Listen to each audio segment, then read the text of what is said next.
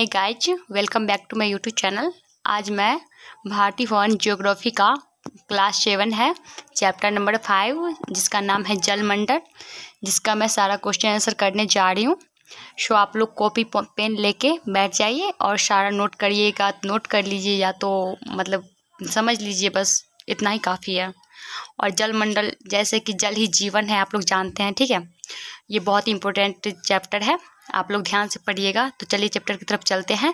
Channel को subscribe नहीं किए, प्लीज़ सब्सक्राइब कर लीजिए और बेल आइकन को प्रेस कर लीजिए और थोड़ा बहुत मेहनत का भी फल दे दीजिए, यानी लाइक भी कर दीजिए अगर पसंद आए तो, ठीक है। तो चलिए स्टार्ट करते हैं। अति लघु उत्तरीय प्रश्न में पहला नंबर क्वेश्चन है, पृथ्वी का कितना भाग जल से ढका है?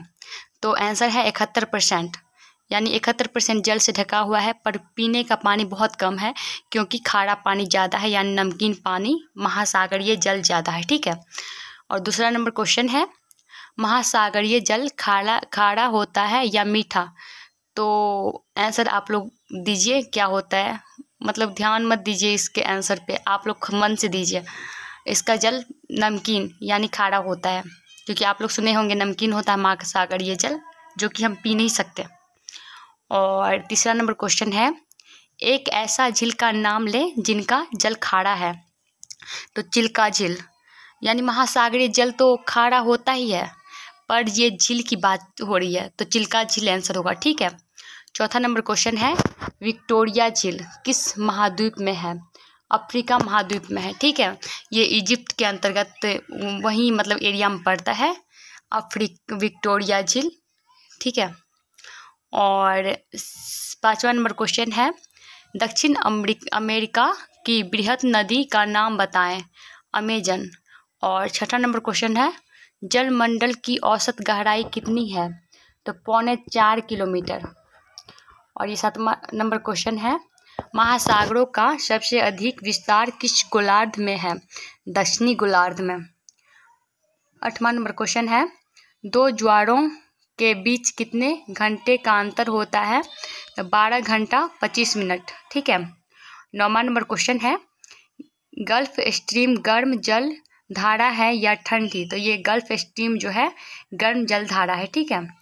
सबसे बड़ा महासागर कौन है? तो आप लोग जानते होंगे पैसिफिक, मतलब पैसिफिक सी जो है, मतलब कि प्रशांत महासागर सबसे बड़ा महासागर है। और 11वां नंबर क्वेश्चन है, किस महासागर का जल वर्ष के अधिक दिनों तक हिमाच्छादित रहता है? तो प्रशांत महासागर, ठीक है।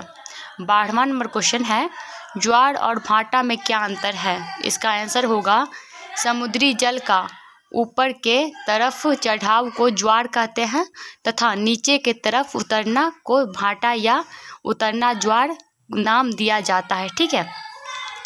और 13वां नंबर क्वेश्चन है, दो गर्म जलधाराओं के नाम लिखें। पहला क्यूराशियो, दूसरा गल्फ स्ट्रीम जलधारा, ठीक है। तो आप लोगों की ये लघु उत्तरीय सॉल्व हो गई होगी। आई थिंक आप लोगों को समझ भी आ गया होगा, शायद याद नहीं करना पड़ेगा आप लोगों को, ठीक है। आप ना हुआ हो दोबारा देख लीजिए, बहुत ही आसान है। और लघु उत्तरीय प्रश्न में पहला नंबर क्वेश्चन है, झील से आप क्या समझते हैं? दो खारे और दो मीठे जलवारी झीलों के नाम लिखें। पृथ्वी पर छोटे छोटे असंख्य जलाशय मिलते हैं, जिनमें अपेक्षाकृत बड़े जलाशयों को झील कहा जाता है। यानी जैसे नदी बोलते हैं, छोटे जलाशय को नदी हम लोग बोलते हैं, तो उसी में बड़े जलाशय जो होता है उसे झील कहा जाता है, ठीक है। दो खारे पानी का झील, तो अरल झील और सांभर झील। और दो मीठे पानी का झील, विक्टोरिया झील, मानसरोवर, नैनीताल, ठीक है। और दूसरा नंबर क्वेश्चन है, ओब, येनेसी और लीना कहाँ की नदियाँ हैं? इन्हें बेकार और बदतर क्यों कहा जाता है? ओब, येनेसी और लीना एशिया के उत्तरी भाग में है, जिसका मुहाना जाड़े में जम जाता है, अतः इन्हें बेकार और बदतर नदियों माना जाता है, ठीक है। तीसरा नंबर क्वेश्चन है, संसार के 3 महासागरों के नाम लिखे। इनमें सबसे छोटा महासागर कौन है? तो प्रशांत महासागर, जो कि सबसे बड़ा महासागर है, हिंद महासागर और अटलांटिक महासागर, और सबसे छोटा महासागर यानी आर्कटिक महासागर, ठीक है। चौथा नंबर क्वेश्चन है, लघु ज्वार से आप क्या समझते हैं। आप लोग, जैसा कि आप लोग का डिमांड था कि थोड़ा क्वेश्चन का आंसर छोटा करिए, तो हम कोशिश कर रहे हैं कि बहुत ज़्यादा बातें, मतलब कि थोड़ा छोटा छोटा क्वेश्चन के अंतर्गत आ जाए, ट्राई कर रहे हैं। जिसका मतलब उदाहरण ये वीडियो है, आप लोग देख लीजिए, ठीक है। तो इसका लघु ज्वार किसे कहते से आप क्या समझते हैं। जब चंद्रमा और सूर्य पृथ्वी के साथ परस्पर समकोण की स्थिति पर होते हैं तो दोनों अपनी अपनी ओर सागर जल को आकृष्ट करने में लगे होते हैं, जिससे जल का चढ़ाव सबसे कम ऊंचाई को प्राप्त करता है, यही लघु ज्वार है, ठीक है। 5वां नंबर क्वेश्चन है, सबसे ऊंचा ज्वार कब आता है और क्यों। जब चंद्रमा, पृथ्वी और सूर्य एक सिध में होते हैं तो सूर्य चंद्रमा का खिंचाव एक साथ होने के कारण अत्यधिक होता है, अतः उस समय सबसे ऊंचे ज्वार आते हैं, जिन्हें दीर्घ या बृहद ज्वार कहते हैं, ठीक है। यानी लघु ज्वार ये हो गया, और सबसे ऊंचा ज्वार यानी दीर्घ ज्वार ये हो गया, ठीक है। इसका अंतर भी आप लोग इस तरह लिख सकते हैं। अटलांटिक महासागर में 4 प्रमुख जलधारा के नाम लिखें। बेंगुएला और दक्षिणी विषुवतीय कनारी लैब्राडोर, ठीक है। 7वां नंबर क्वेश्चन है, पश्चिमी यूरोप के जलवायु किस जलधारा से प्रभावित है। पश्चिमी यूरोप के जलवायु गल्फ स्ट्रीम तथा उत्तरी अटलांटिक प्रवाह में रहता है, ठीक है। ठंडी और गर्म जलधाराओं का जलवायु पर अलग अलग क्या प्रभाव पड़ता है। ठंडी और गर्मी इन दोनों प्रकार की जलधाराओं से आसपास के क्षेत्रों का जलवायु प्रभावित हुआ करता है। इन जलधाराओं से महासागरों के जल का परिसंचरण होता रहता है, ठीक है। 9वां नंबर क्वेश्चन है, महासागरीय जल किन कारणों से आंदोलित होता है। पृथ्वी के घूर्णन गति से महासागरीय जल का आंदोलन होना स्वाभाविक है, और फेरल नियम के अनुसार जल की धाराएं उत्तरी गोलार्ध से दाईं ओर तथा दक्षिणी गोलार्ध में बाईं ओर मुड़कर चलने लगती है, ठीक है। और 10वां नंबर क्वेश्चन है, जल संरक्षण क्यों आवश्यक है। जल संरक्षण इसलिए आवश्यक है क्योंकि जल संरक्षण रहेगा तो ही हम सुरक्षित रह सकते हैं। जल संरक्षण सभी जीवों के लिए जरूरी है, इसलिए भारत सरकार ने 1986 में पेयजल की समस्या के लिए राष्ट्रीय पेयजल मिशन प्रारंभ किया, और प्रतिवर्ष 22 मार्च को जल संरक्षण दिवस मनाया जाता है, ठीक है। 11वां नंबर क्वेश्चन है, समुद्री लहरों और जलधाराओं में क्या अंतर है। समुद्री लहर, समुद्र की सतह का जल पवनों के थपेड़े खाकर तरंगित हो उठता है, अर्थात ऊपर नीचे होने लगता है, उसे समुद्री लहर कहते हैं। जलधाराओं, जल की विशाल राशि का नियमित रूप से एक निश्चित दिशा में वाहनिक धारा के रूप में समुद्र के स्थल पर प्रवाहित होना जलधारा कहलाता है, ठीक है। और 12वीं नंबर क्वेश्चन है, सुनामी क्या है। सुनामी के तल में भूकंप आने से बहुत ही ऊंची और विध्वंसकारी लहरें उठती है, जिन्हें सुनामी कहते हैं, ठीक है। तो चलिए अगला क्वेश्चन 13वां नंबर है, जमीन के नीचे के जल के स्तर में निरंतर गिरावट क्यों हो रही है। इस भूमिगत जल के स्तर को बनाए रखने के उपाय बताएं। इसका आंसर होगा, मिट्टी के कणों के बीच से ऊपर का जल गुरुत्वाकर्षण बल के कारण जल के स्तर में निरंतर गिरावट होती जा रही है। भूमिगत जल के स्तर बनाए रखने के निम्नलिखित उपाय हैं। पहला, बोतलबंद पानी के विक्रय पर नियंत्रण के प्रयास किए जाने चाहिए। दूसरा, बहुमंजिला और बड़े भवनों में रेन वाटर हार्वेस्टिंग सिस्टम अनिवार्य किया जाना चाहिए। तीसरा, भूमिगत जल पुनर्भरण तकनीक अपनाएं। और 14वां नंबर क्वेश्चन है, जल के विभिन्न स्रोतों के नाम लिखें। सबसे बड़े स्रोत एवं उसके उपयोग का वर्णन करें। जल के विभिन्न स्रोत: वर्षा, झीलें, नदियाँ, समुद्र, बर्फ का पहाड़, कुएं, नलकूप तथा हैंडपंप है।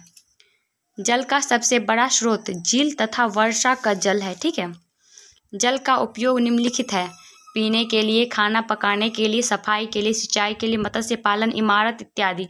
ये तो आप लोग खुद से भी लिख सकते हैं क्या क्या उपयोग जल का है, क्योंकि डेली लाइफ में हम लोग करते हैं। ठीक है, जल का उपयोग। 15वां नंबर क्वेश्चन है, समुद्री जल में समुद्री जल में खारापन उत्पन्न होने के कारण का वर्णन करें। तो आंसर होगा, समुद्र जल में 2 लवण है, सोडियम और क्लोराइड, जो नमक बनाते हैं। इनका आवास काल बहुत लंबा होता है, यानी जब ये समुद्र में पहुंच जाते हैं तो करोड़ों साल तक वहीं जमा रहते हैं, इसलिए समुद्र के जल में खारापन लगता है। ठीक है। दीर्घ उत्तरीय में पहला नंबर क्वेश्चन, जलमंडल से आप क्या समझते हैं? पृथ्वी तल का वह भाग जो सागर महासागर से ढका होता है जलमंडल कहलाता है। दूसरा है, समुद्री जल में कौन कौन सी गतियाँ मिलती है जिससे यह पता चलता है कि समुद्री जल शांत नहीं रहा करता। ये गतियाँ किन कारणों से उत्पन्न होती हैं? आंसर होगा, महासागरीय जल शांत नहीं रहा पाता, वाष्पन, वर्षण और पवनों के घर्षण, पृथ्वी के घूर्णन और तथा आकाशीय पिंडों के आकर्षण से वह आंदोलित होता रहता है। लहरें उत्पन्न होना। दूसरा, ज्वार भाटा उत्पन्न होना। तीसरा, धाराएं उत्पन्न होना। और महासागरीय जल के 3 महत्वपूर्ण गतियां हैं। ठीक है, ये तीनों। तीसरा नंबर क्वेश्चन है, ज्वार भाटा नदियों के मुहानों को किस प्रकार प्रभावित करता है?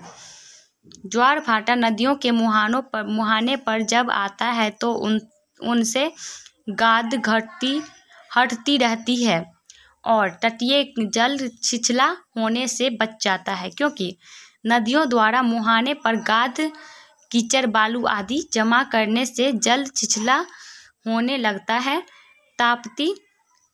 ताप्ती और टेम्स नदियां ज्वार भाटे के कारण ही अपने मुहाने पर डेल्टा नहीं बना पाते। ठीक है। चौथा नंबर क्वेश्चन है, ज्वार भाटा उत्पन्न होने के प्रमुख कारण क्या है? आंसर, ज्वार भाटा उत्पन्न होने के कारण है सूर्य और चंद्रमा का पृथ्वी पर पड़ने वाला गुरुत्वाकर्षण बल है। तारे बहुत दूर है तथा अन्य ग्रहों के भार इनकी अपेक्षा नगण्य है, अतः गुरुत्वाकर्षणीय बल मुख्यतः चंद्रमा और सूर्य का ही प्रभावशाली होता है। भार के विचार से सूर्य का भार बहुत अधिक है, परंतु पृथ्वी से इसकी दूरी अधिक होने के कारण पृथ्वी तल के किसी बिंदु पर इसके द्वारा आंतरिक कोण बहुत छोटा होता है। 5वां नंबर क्वेश्चन है, समुद्र जलधाराएं किन कारणों से उत्पन्न होती है? किन्हीं 2 का वर्णन करें। समुद्री जलधाराएं 5 कारणों से उत्पन्न होती है। पहला, अस्थायी पवन या भूव्यापी पवन। दूसरा, तापमान से भिन्नता। और तीसरा, महासागरीय जल की लवणता। चौथा, पृथ्वी का घूर्णन। 5वां, भूखंडों का आकृति। पहला, अस्थायी पवन या भूव्यापी पवन, इनकी बहाव